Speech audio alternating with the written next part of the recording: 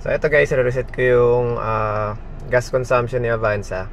So susubukan natin siya simula Makati hanggang Cavite, hanggang doon sa amin. Tingnan natin kung ilan yung konsumo niya. So reset ko muna.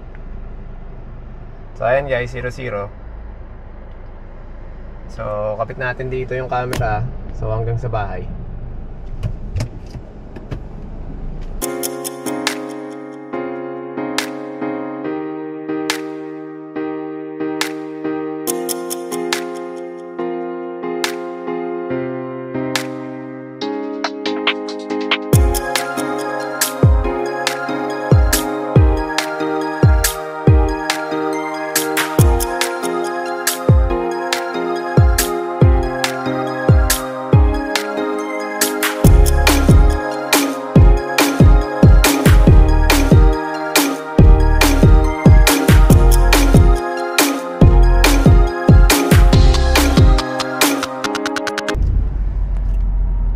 So guys, dito pa lang sa Coastal, ganyan yung consumption nyo. So tuloy pa natin.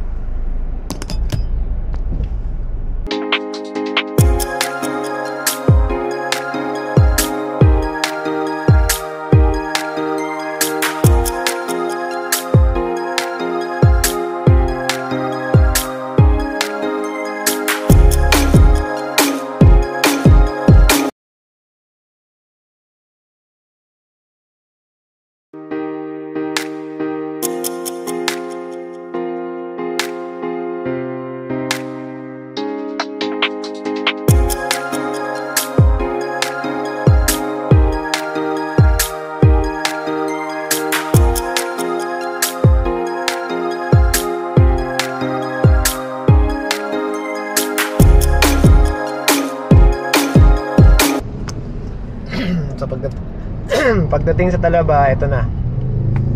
So stoplight tayo. So ganyan yung consumption nun. Wala masyadong traffic, holiday. Babalik ulit.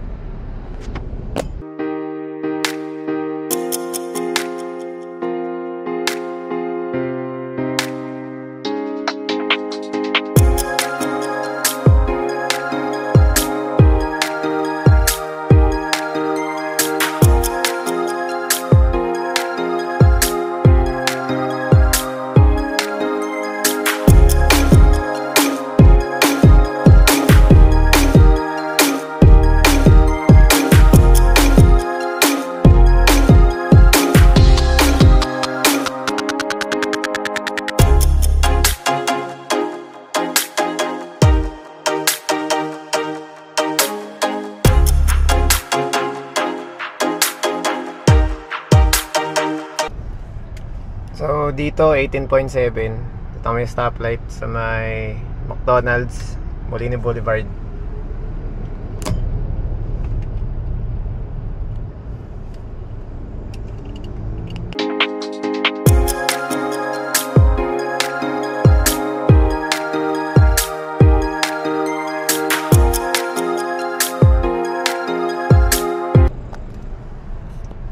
Another stoplight dito na sa Mambog, Molino Boulevard.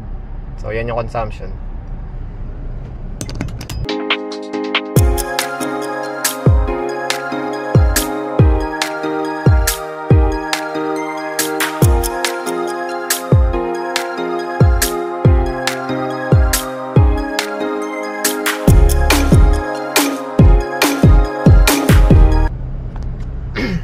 Another stoplight, 17.7.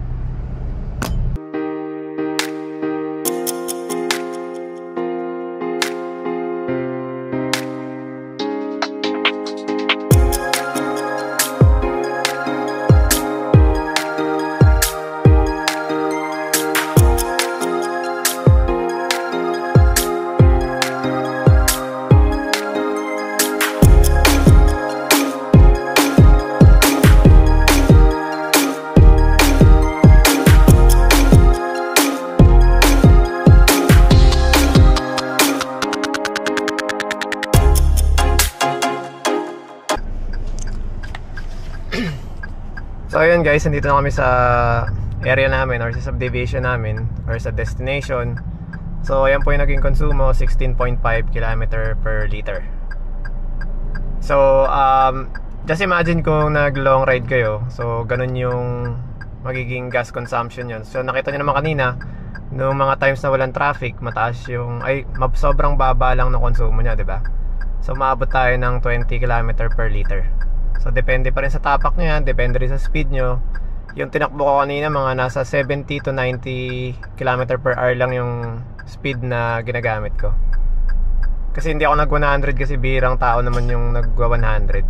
I mean, siguro mga, hindi ko ewan ko ilan yung statistics nun, pero syempre yung mga nasa Avanza, mga bagong unit, ganyan, tas tayo mga bagong driver, yun, ganyan yung mga gas consumption ni Avanza. So sana may natutunan kayo sa video na to. Pa-like and subscribe guys. Thank you.